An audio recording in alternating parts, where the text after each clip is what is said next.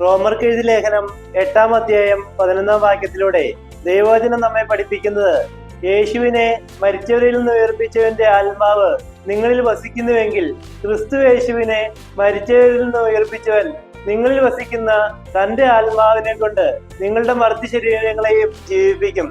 ഇവിടെ വചനം പഠിപ്പിക്കുന്നത്, യേശുവിനെ ദൈവം മരിച്ചവരിൽ നിന്ന് ഉയർപ്പിക്കുവാനുള്ള കാരണം യേശുവിൽ ദൈവത്തിന്റെ ആത്മാവ് വസിച്ചത് കൊണ്ടാണ്. അതുപോലെ തന്നെ നമ്മളിലും യേശുവിൽ വസിച്ച അതേ ആത്മാവ് നമ്മുടെ ഹൃദയത്തിലും വസിച്ചാൽ നമ്മുടെ മർത്തി ശരീരങ്ങളെയും ഈ ദൈവത്തിന്റെ ആത്മാവിനെ കൊണ്ട് നമ്മളുടെ മർത്തി ശരീരങ്ങളെയും ജീവിപ്പിക്കുമെന്നാണ് ദൈവവചനം നമ്മെ പഠിപ്പിക്കുന്നത്.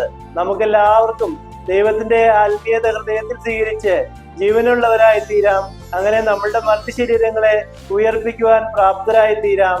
അതിന് ദൈവം നിങ്ങളെ എല്ലാവരെയും സമൃദ്ധമായി അനുഗ്രഹിക്കട്ടെ എന്ന് പ്രത്യേകം പ്രാർത്ഥിക്കും.